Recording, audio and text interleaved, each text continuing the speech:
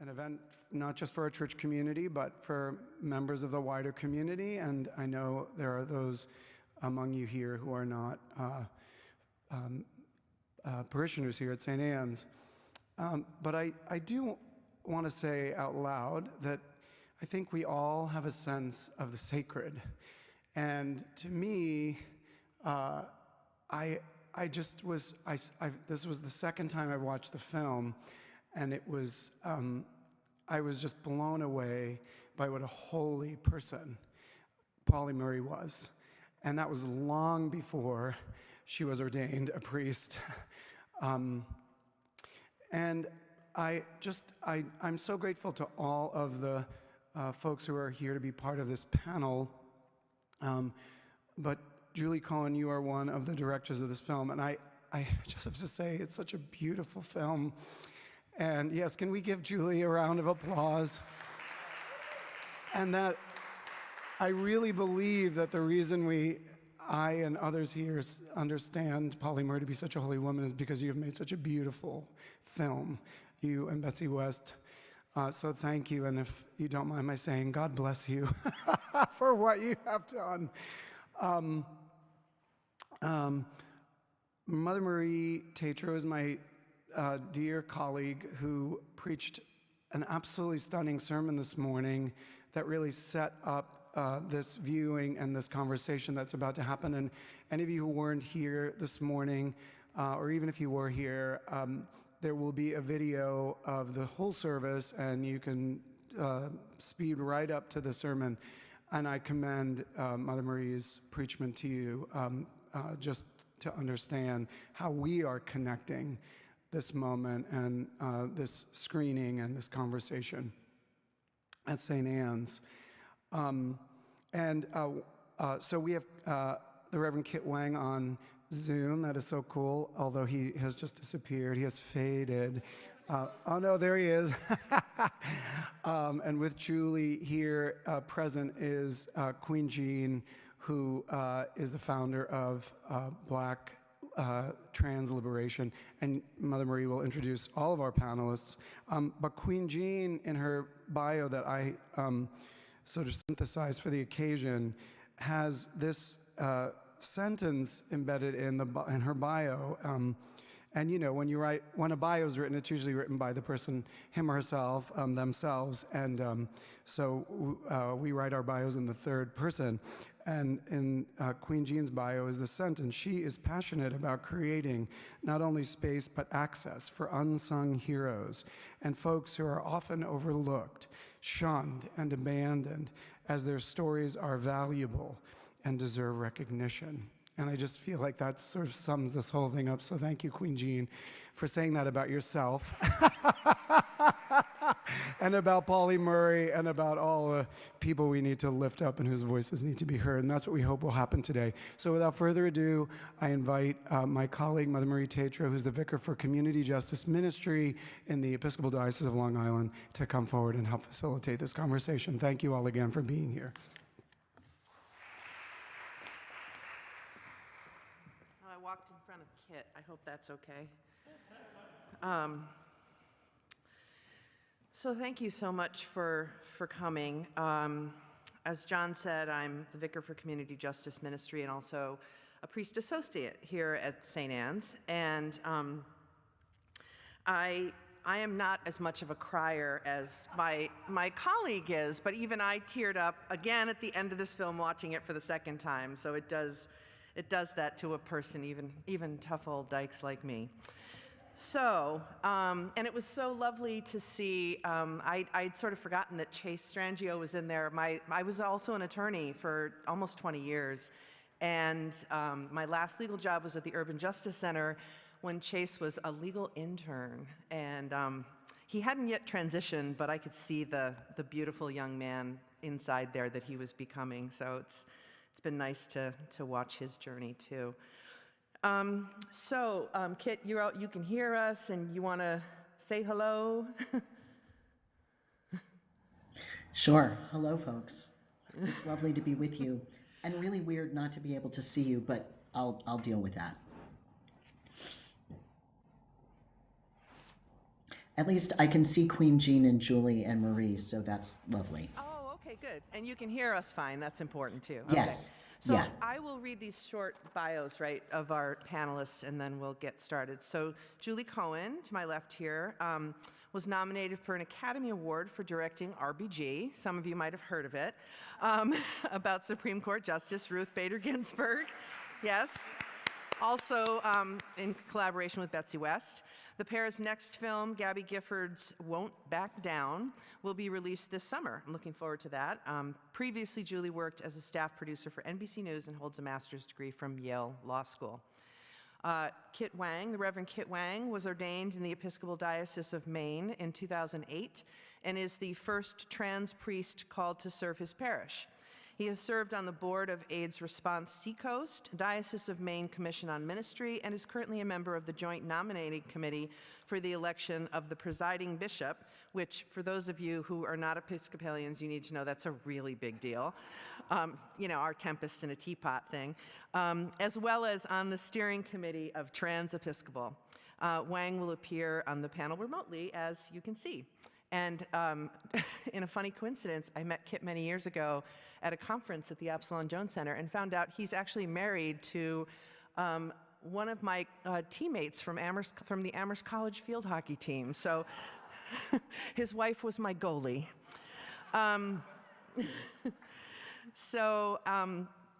And to the left over here, Queen Jean is a Haitian-American costume designer whose credits include over 50 major shows in New York City and nationally.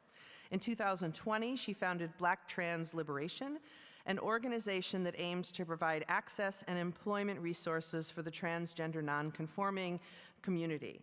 In 2021, she was named an artist-in-resident at MoMA PS1, where she curated Memoriam and Deliverance, an installation about transphobic violence. Queen is featured in Live Pridefully, Love and Resilience Within Pandemics, an interdisciplinary exhibit organized by the Caribbean Equality Project. We have many members of that group that are parishioners here. That highlights the bias and violence against queer and trans individuals while also celebrating their lives on view this spring at the Queens Museum and now currently through Photoville in Brooklyn Bridge Park.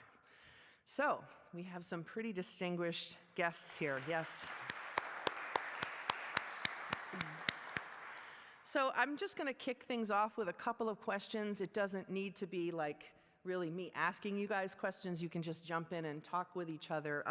But I guess I'll just start it off by addressing Julie and saying, you know, so when it comes to historical figures or even just like movie and TV characters, right, I was always mining for queer characters, right? I think most queer folks were, and especially of my generation. And as the late Vito Russo so brilliantly showed, right, in his film The Celluloid Closet, which many of you are probably familiar with, we've often had to sort of read between the lines and sort of be on the lookout for that coded language and gestures. Well, obviously Pauli didn't make us do that exactly, since they were kind of surprisingly open, although people refer to Pauli as being very private, but I don't think that was by choice necessarily, but about their sexuality. But mining for transgender identity is, I think, much harder even than sort of mining for gay characters, right, or gay people in history. And I wonder, you know, trans is really, in that era, is portrayed as either monstrous or, you know, a joke. And I wonder if, Julie, you can speak to that sort of research and investigation in that vein, and sort of, was the niece and the correspondence with the doctors really your only or your major source? Or sort of how did you go about that? Was it an accident? Did you stumble upon it? I'm curious to know. Yeah, well, one of the really interesting things about this project, given that we were making a film about someone who had passed 35 years prior, is that Pauli Murray was very much central in the process of making the film. It was almost like this was Pauli's idea. as the film, and actually we learned from Patricia Bell Scott, the author you saw in the film of The Firebrand and the First Lady, who was also our consulting producer, that Pauli had actually had in mind the idea of a biographical film being done at some point.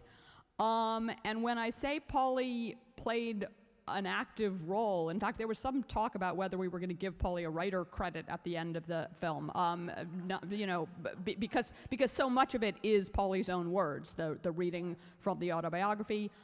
When I say it, it's because in that archives that we showed and wanted the film's audience to see, Pauli had left everything you would need to tell this story.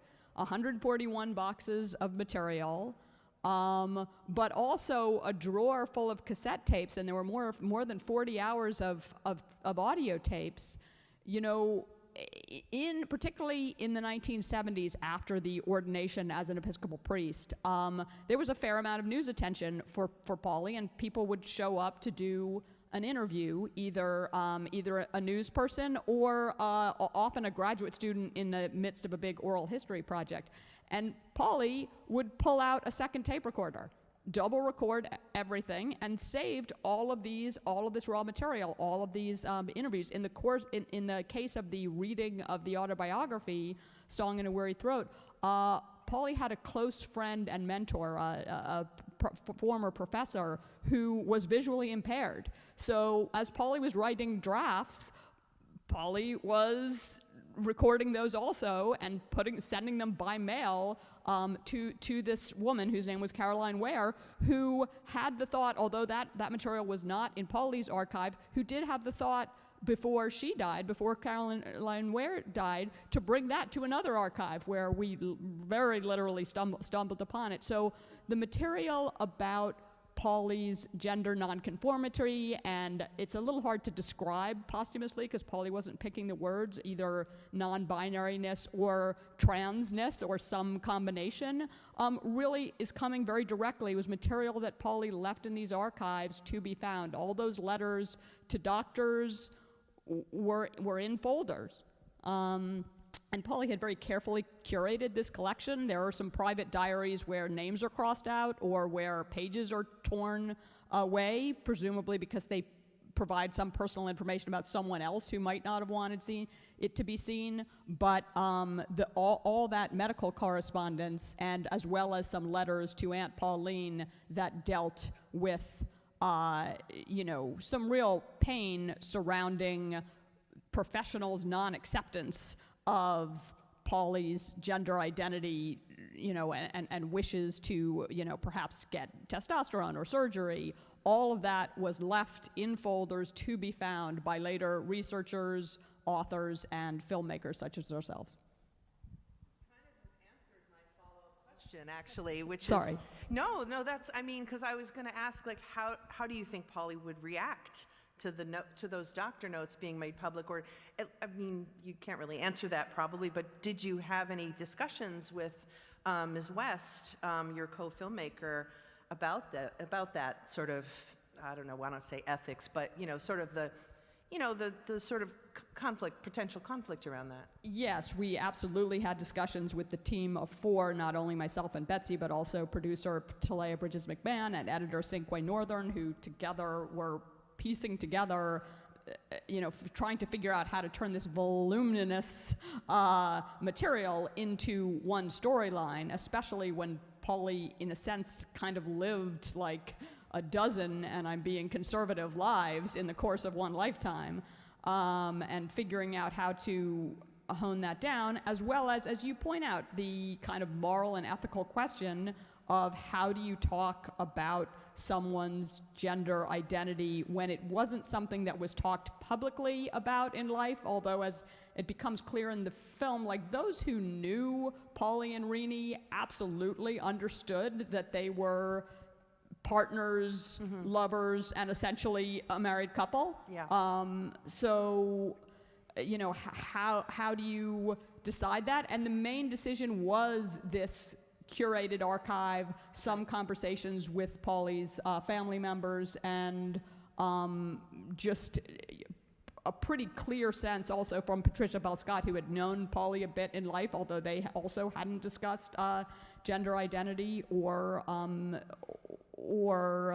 polysexuality, but it was very much everyone who had studied Pauli Murray had a clear sense that what was in the archive was meant to be seen. If maybe if the people at the time weren't ready to hear all of Pauli's truth, that maybe decades later things would have changed, as in fact the shifts that Pauli anticipated, as always, were shifts that came to pass. Mm-hmm.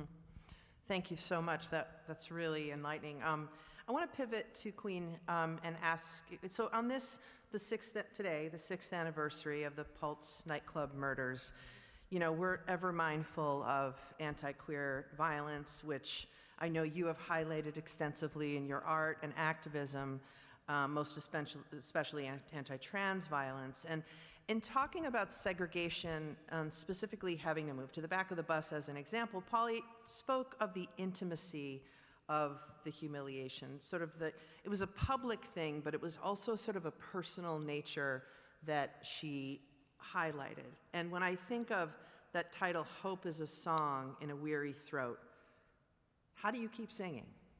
And how do you, if you don't mind sharing, and how do you manage those sort of, how do you resonate with Pauli? How do you manage those daily incidences on the bus, metaphorically speaking? Thank you so much. Hi, everyone. Good afternoon. I just wanted to acknowledge what a gift and honor it is to be in such a beautiful sanctuary. Truly, so thank you to St. Anne's. And I will, oh my goodness, I will say that first and foremost, I think being able to bear witness to such a beautiful film, there is love undeniably woven all throughout it. Love expressed not only through the care of depicting someone's life, the research, the care, the time, but also that they truly did affect an entire country of people, a world of people, even traveling all the way to Ghana and truly being able to leave that impression onto the world is deeply humbling to hear and to see.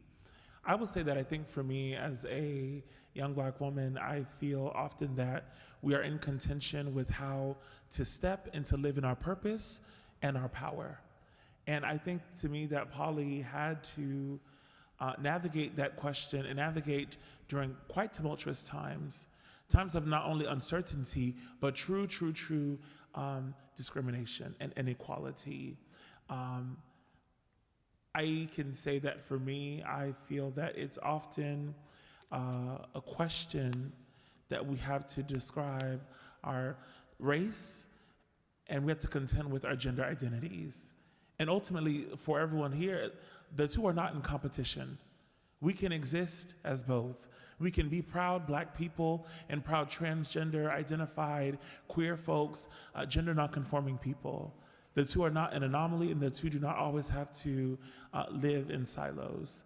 And I think that the world in which Pauli was navigating, the same world that we are all navigating, has had little change in that compassion and imagination. And so I think how to answer the question about hope. Hope is tricky because if you're living in a world that does not see you, that doesn't even want to hear the song that you have to sing, you become hopeless. You become filled with this burden of agony. But still, you know in your heart that your song has the power to change lives. And people need to hear it. And so I think for me, that's where I'm currently in this moment, feeling that yes, there's over 300 anti-trans bills throughout the entire country, but knowing that I experienced true bliss and transformation last Saturday and last Sunday, we drove to Pittsburgh for Pittsburgh Pride, and to see young queer and trans youth being supported and celebrated with their parents let me know that no, this is actually happening.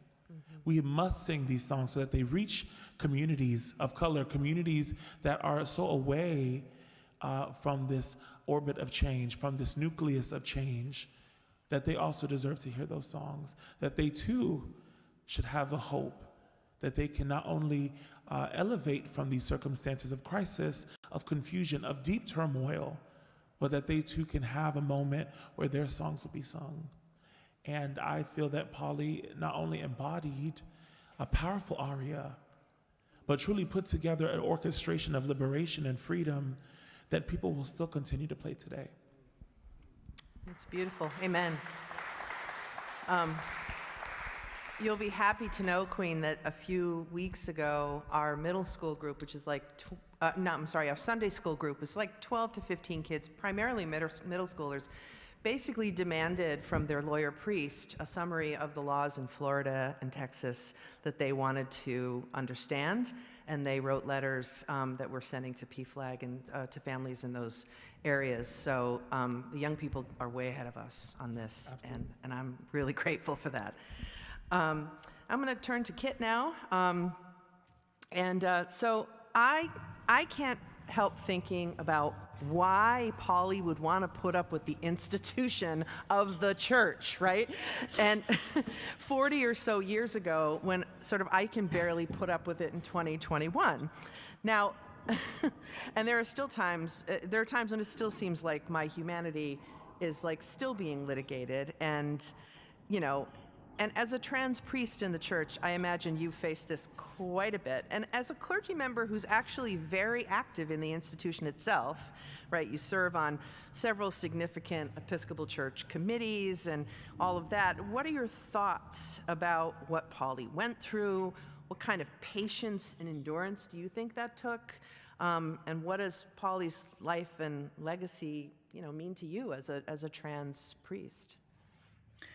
I think one of the first things that really strikes me is that Pauli was the same age as my maternal grandmother. So I always like to place things in time, and so that's significant. And also that when Pauli was starting in the ordination process, in that early period of the ordination of women, was about the time, or just before the time, that I actually joined the Episcopal Church and was in seminary.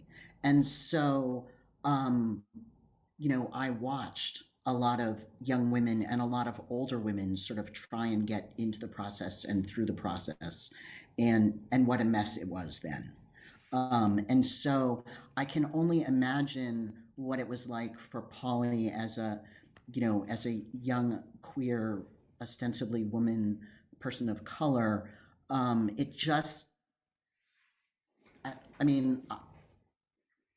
What I remember is that in 1984, when I finished seminary, I wasn't even interested in going there because I knew that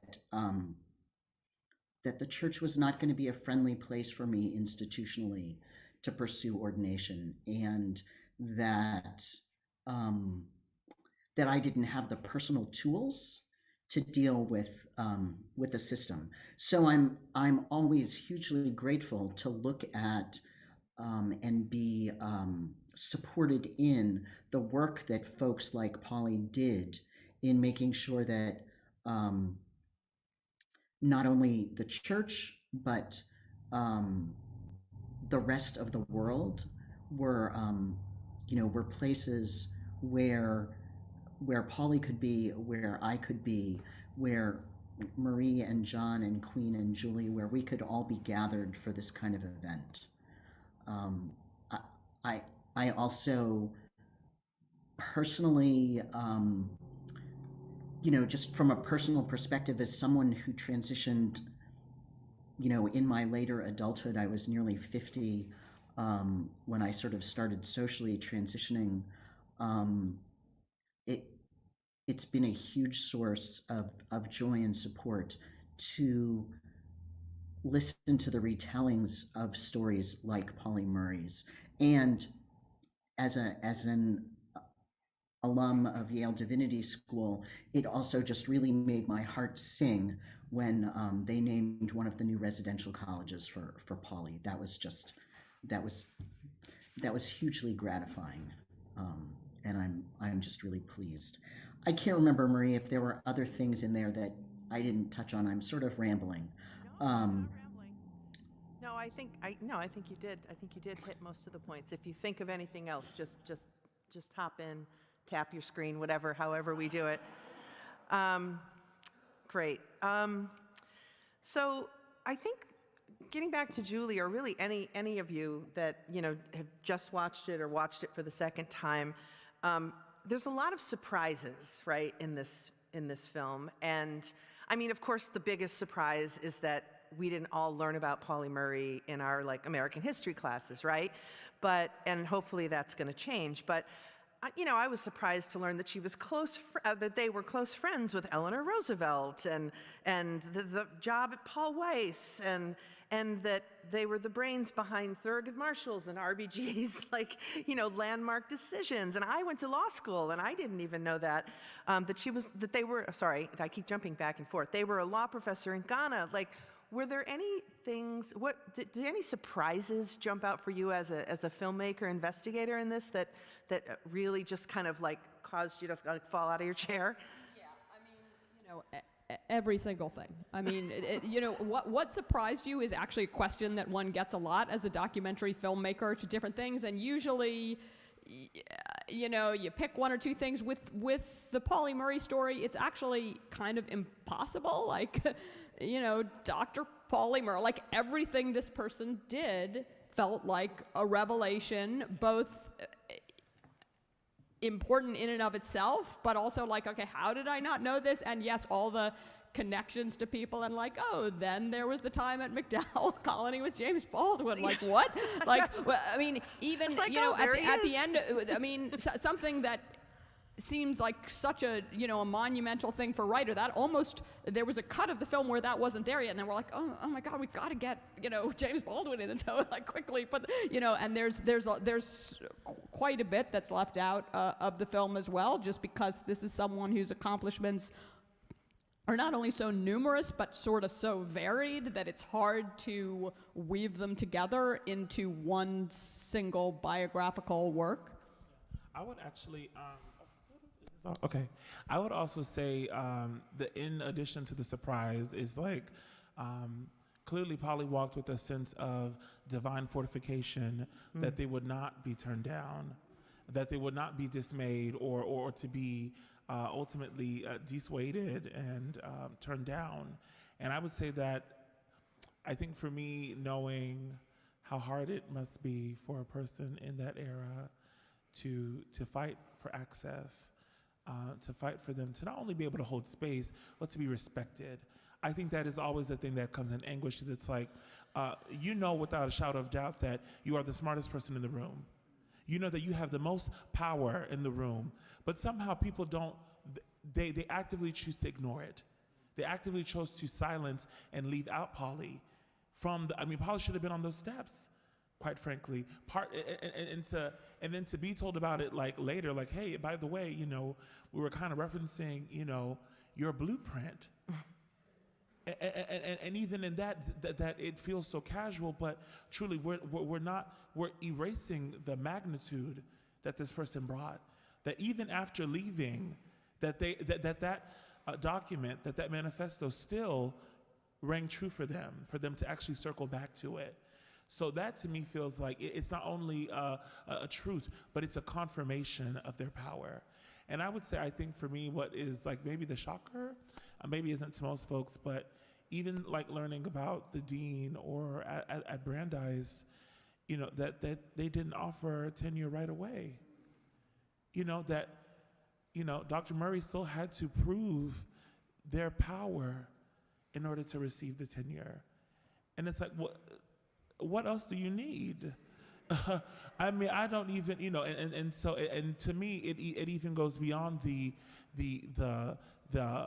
bureaucracy that is within these institutions.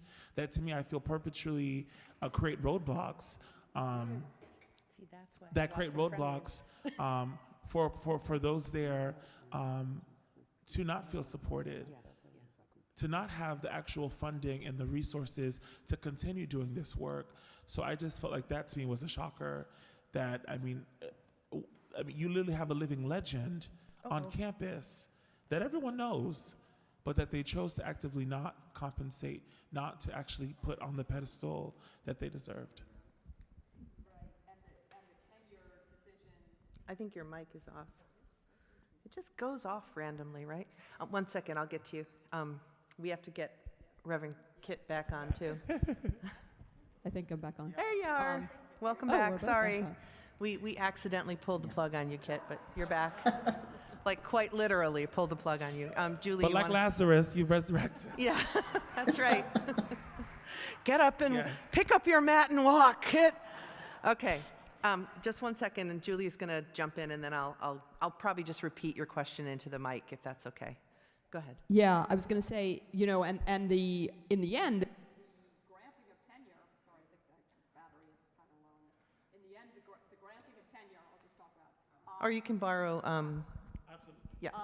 Happened because Pauli self-advocated in a way that most people just wouldn't do, and I think the willingness, what you describe aptly as divine fortification, also has to do with an idea you raised earlier, which is love. You know, for all of the challenges and all of the pain that Pauli had experienced in life, there was a foundation at the beginning of a loving Aunt Pauline, surprisingly in the 1910s, 20s, 30s, accepting a young adopted daughter who Aunt Pauline understood wasn't, you know, wasn't fitting in the ordinary gender binary, and was like just astoundingly in that era fine with it and loving. And that planted like a seed within Pauli that sort of fortified someone for a lifetime of battles. Right. Yep. But the dress is to church. Well, And it's ironic that they ended up becoming a priest, given that they were forced to wear dresses to church. Yes, it's absolutely right. The self-advocacy, the confrontation by typewriter. I loved that expression. It's what I call my angry old man letters. But yeah, that's similar. You had a question. I'll repeat it into the mic if.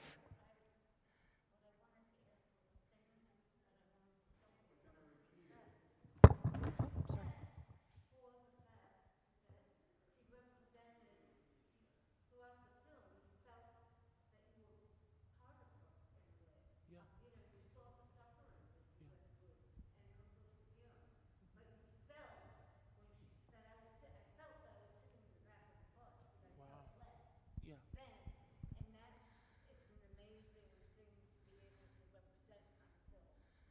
Right.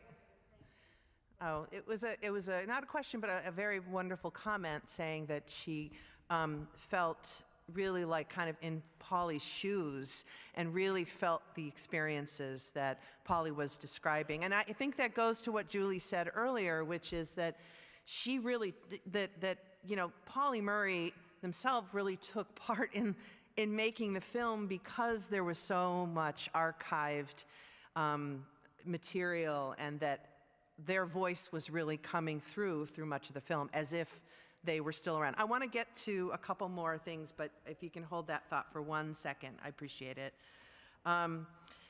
So, Kit, did you want to add anything to the original question, which now I can't even remember what it was? What was It was about what was a surprise Oh, or the something surprise, the surprises. Did you want to add anything? You don't have to if you. Well, what I really wanted to say was when I saw the video for the first time, I had just finished reading Song from a Weary Throat and Jane Crow. And I was thinking, oh my gosh, how is she going to put all of that into 90 minutes? So kudos, and Firebrand and the First Lady is next in the queue, and I'm really looking forward to that as well. And I would commend, you know, I commend those things to your reading or to your, you know, to your listening, because they flesh out both Pauli's experience, but again, the threads to all of those people and all of those events are just amazing, and essential. Thanks, Kit. Thanks. The next thing I want to ask about, and any of you can jump in around this. It was a rather small part in the film, but it jumped out at me because I had a similar experience, and that is how the union organizing at that period really like activated something in Pauli to push them forward into all these other kinds of advocacy, right? And I wonder if you can speak to that sort of intersectional nature of how other movements, or how movements that may at first seem unrelated to the ones that you're kind of primarily, sort of embedded in at the moment, what role those have played, and sort of how that how that spark has worked in your own lives as artists, as activists, as ministers, whatever. I guess I could speak pretty quickly to that. This feels like a living testimony. As a young black woman who's is working towards Yes. truly dismantling all forms of transphobia and still the deeply rooted racism that exists in almost every part of our country. It is so deeply embedded in the soil that truly that the grass and even the trees that has grown out of it still feel problematic. That truly, bear the strange fruit that we have come to know, have come to understand historically. So I would say that the inspiration of people fighting for their freedom does not go without mention. And I think that is a constant inspiration for myself, and in today in 2022, knowing how hard our ancestors have had to not only fight, but the pain that they've had to endure, the historical context of the mishandling of women, black women in particular, all throughout history, to be silenced, used, and abused. But they were truly the nurturers, the carers, the ones that are truly silently putting together the actions, the rallies, preparing lunches for the marches, providing solace, the caretakers, being the nannies and the babysitters, right? Because Dr. King had to go away. But who's holding that household? Who's being there to keep the fold and the congregation alive? So there are people that continue to keep the spirit alive even in moments of disparity. And so I would just say that the intersectional fight is completely interlocked with our fight and our vision for liberation. But it's the people that decide to step in and to say, I want to be part of this. I'm committed to the vision of a future where we all are equal, truly equal. Or there are folks like, well, you know what, this isn't my fight today. Actually, you know what, I don't believe that women should have the choice to choose how they want to, with their bodies. And so people tap out. People pick and choose when they want to fight for humanity. And that is the biggest problem that we will have to face in our generation, is that we are truly living in a world where half of American people believe in white supremacy. They believe in the injustice and the tier of humanity.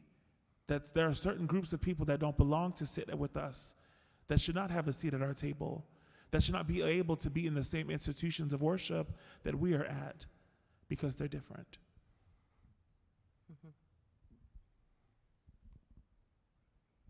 Amen. Kit, did you want to weigh in on that, or? After Queen, I think there is nothing more to say. Fair enough. Fair enough. Julie, you mentioned Aunt Pauline, and I was really struck by that amazing person in the sort of background of the film, really, but not, and calling Pauli her boy girl. If either of you are comfortable, or you too, Julie, do you guys have any Aunt Paulines in your lives? And would you want to talk about that at all? It can be somebody from that you met, a week ago. It doesn't have to be somebody from your childhood. I guess I can go on record and say I'm only here because of the Aunt Paulines in my life. Ah, yes. It is so difficult. Excuse me. I guess I should. It is so easy to often feel discouraged along the journey, any part of the journey. I mean, even if you've made huge leaps, you've had distinguishments, you've had accolades and achievements, you are so often discouraged because the change is not meeting to you where you're at. The change and the level of support is not where you are dreaming at. And so that often, like you feel conflicted in that, should I be doing more? You then begin to build doubt. That is the part of the problem and the fight that people don't understand, is that doubt begins to grow in you, and you feel like, well, maybe this is not how I should do it. And so I will say that I'm grateful for the Aunt Paulines because they are able to see all of us in a way that the world picks and chooses what they want to see. And I would say, just for context, for those that don't know, America is going through a lot in that time of our history, right? I mean, literally about to 1913 into 16, out of World War I, the Spanish influenza. I mean, the world is on fire. But yet somehow there is capacity and love in North Carolina for a young individual to still be able to live in their truth. Because socially, we know that going to church with, a set of Wranglers or trousers would have made so much commotion. So there's the understanding, and that's what I love is that that there's this sense of bartering. Mm-hmm. I love you. I see you as who you are, but in the world that we're living in, we're going to have to make adjustments. Mm-hmm. And those compromises, they're not always bad, because they allow us to understand the world that we're living in, the context. And so I would say for me and my Aunt Paulines, I had a teacher in high school who clearly saw Queen before I even entered. In forensics class, I wouldn't even wait for the topic. I would just create my own topic. This is what I want to talk about. Because I just felt so adamantly rooted, I felt, in my purpose. And I was angry that my voice had been silent all this time and still waiting for people to acknowledge and to actually know your idea was right. And I know so many Black women feel that often. You're in workplaces, you're in committees, you're in groups, you're on board. You could be on a board and it feels that like you're being made silent, or that your offering isn't at the caliber that which people want to receive. And so that Spanish teacher, Miss Miranda, she told me, you have got to get out of here. And the only way that you can do it is to get these scholarships. You don't have money to pay. There are scholarships that will allow you to get funding to get into these schools and to apply to these scholarship programs. And so I applied to over 40 scholarships and I won all of them. And that was what allowed me to really step and take that leap of faith. Mm-hmm. I felt like Solomon because I had no idea what I was going to get into. I didn't know if I would meet someone on the other end of this journey to help guide me. But she had given me enough courage that whoever's on that other side, trusting in that they will be able to allow me the space to grow and the space to continue on the journey. Mm-hmm. And I, to this day, my current Aunt Pauli is Kyan Dorashow, who is guiding me and mentoring me about what it really means to be a Black trans civil rights leader. What does it mean to fight for a community that is so degraded in this current time, that we're still fighting for people to just accept us. The respect, we're still out here, screaming through a bullhorn for. Mm-hmm. Yes, thank you. It's interesting what you said about the compromises and sort of like the church and the dress and the not making a commotion and sort of making these strategic decisions, right? And I was going to link that to, and maybe Julie, you can jump in on this. I'm wondering that desegregation of the U Street lunch counter in DC, right? Long before the other ones that were splashing all over the news, it's almost like it happened sort of quietly. Like, I'm sure it wasn't quiet to the people there at the time, but again, I'm a pretty educated person and I had never heard of this.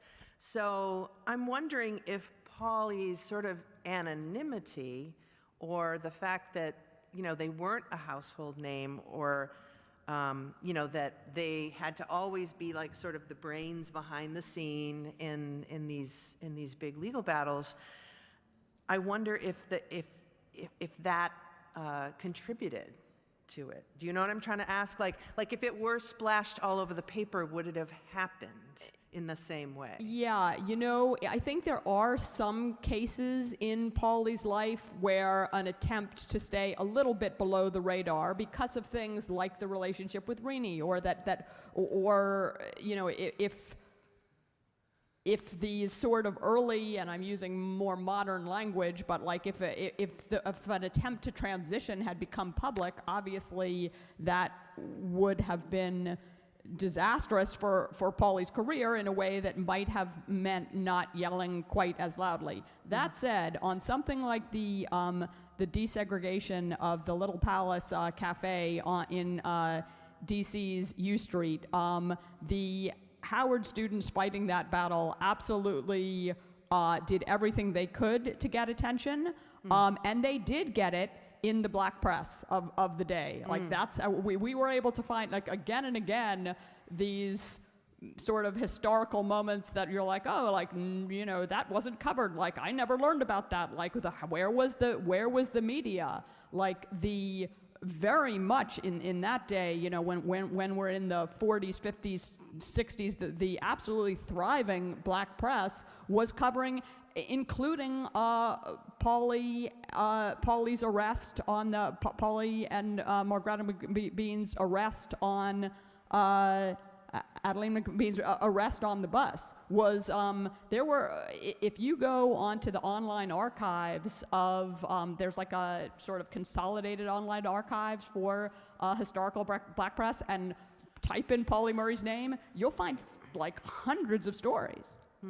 It's only the white press that wasn't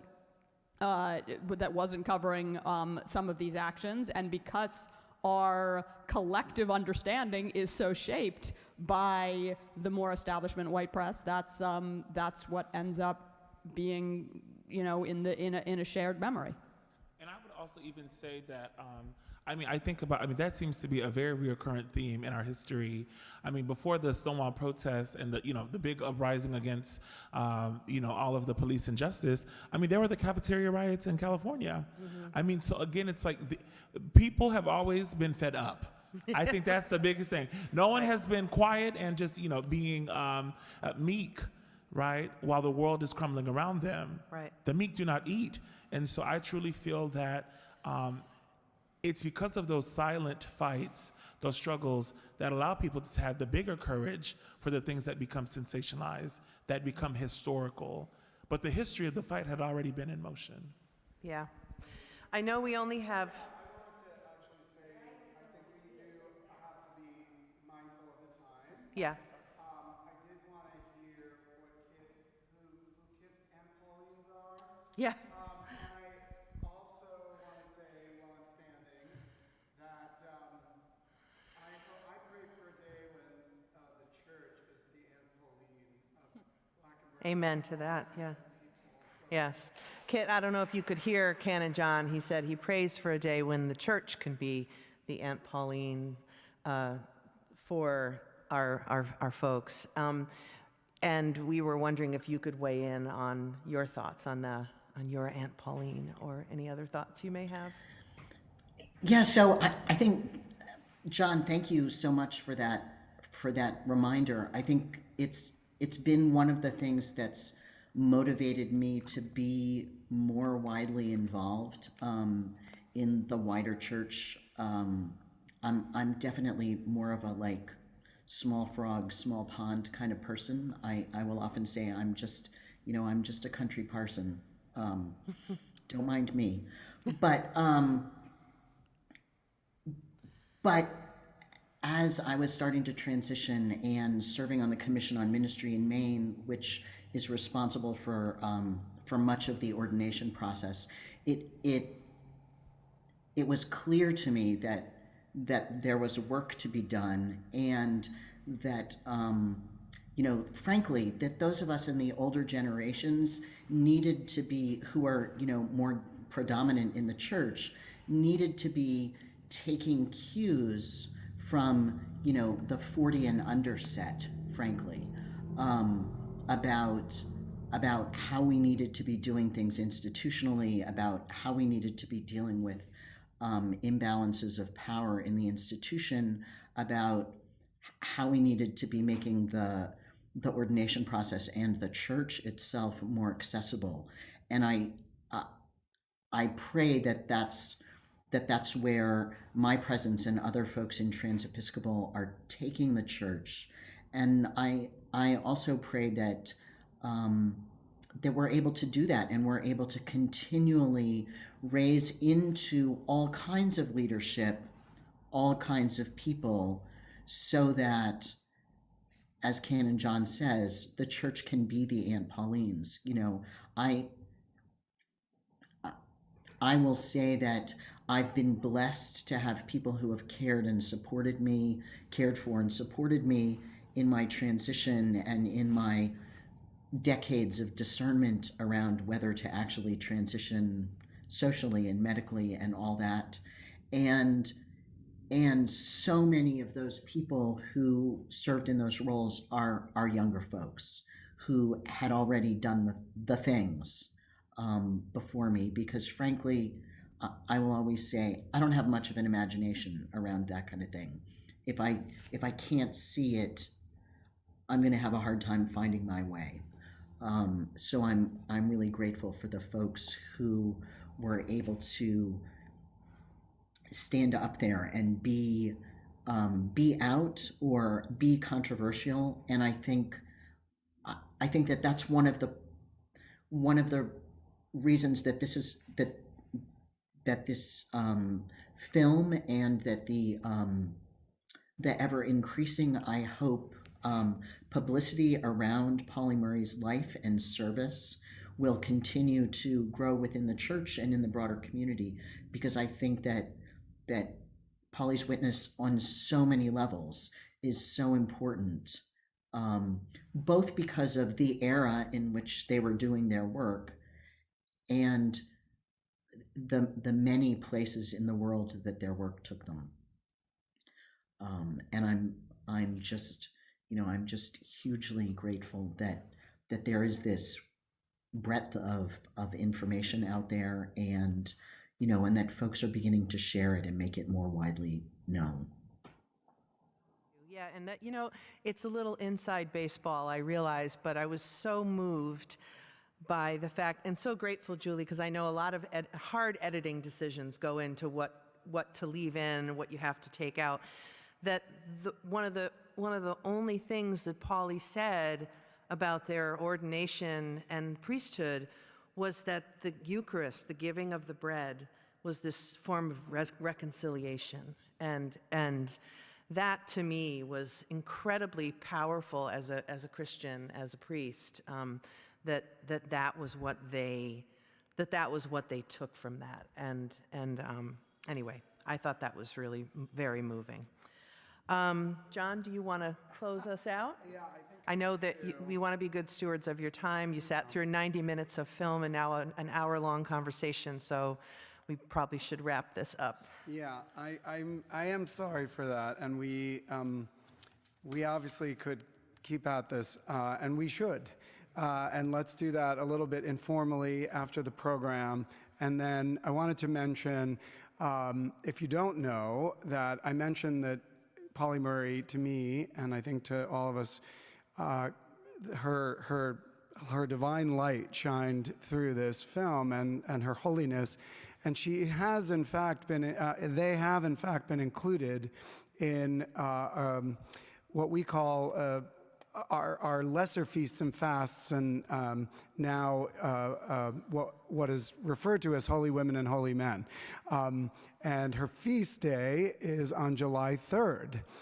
And it strikes me that because the church doesn't know enough about Pauli Murray, that not only do we need to lift them up every July 3rd, but maybe we need to screen this film every July 3rd. Although that's not a great weekend, so that's the problem. But we'll maybe, the middle of June every year. But I hope that you will I hope you'll watch again and tell your friends and loved ones about this film. I do want to say thank you again to Julie Cohen, Queen Jean, and the Reverend Kit Wang, and I would ask you to give them a big round of applause today. I also I need to make a couple of other quick acknowledgments, of those who are not quite unsung heroes and heroines, but a lot of what happened to make this happen, meaning this sort of technologically, so to speak, was in the hands of some members of the St. Anne's family community and staff, one of whom is very quietly behind the booth there. Elena Donaldson has been our tech director and learned a lot in a very short amount of time to make this possible. So I want to ask you to give Elena a round of applause. Ed McKinney and our new operations director, James White, our sexton, and Lauren Becoyne too, were all on the staff. Were all helpful in pulling this together. Obviously, I want to thank the Mother Marie Tatro for her part in this. Let's give her a round of applause for. And I shouldn't say last but not least, but the person. So. Mother Marie referred to the fact that some members of our congregation are members of the Caribbean Equality Project, and they put me in touch with the director of the Caribbean Equality Project, Mohammed Amin, who's here taking video that we hope goes viral. So, Mohammed, thank you for bringing Queen Jean to us, connecting us to her. And also just for having reminded me of this exhibit that anyone here can still see. The Photoville exhibit now was originally it is a production, if you will, of the Caribbean Equality Project and the Queen's Museum. It's called Live Pridefully, Love and Resilience Within Pandemics. It's down at the Brooklyn Beach Park, and I have some flyers, unfortunately reproduced in black and white, not so elegant as the original flyer, but take one of these as you go. I'll leave them up here, and take one as you go. And I hope you get to see the exhibit in which Queen Jean is featured and a number of other beautiful folks who tell their stories and are photographed exquisitely. Anyone who comes to church at St. Anne's knows the announcements usually run long, but now it is time to close. And I lift this all up and tell you that we are inspired to continue to tell the stories of trans folk, of everyone living at the margins, to give voice to people. We see that as part of the mission of this church. And I feel blessed to be at all of this work of justice seeking with all of you members and the larger community around us. And just keep plugging in and tuning in and finding out what's next at St. Anne's. And God bless you. And thank you again for being with us. And one more round of applause. And we're out.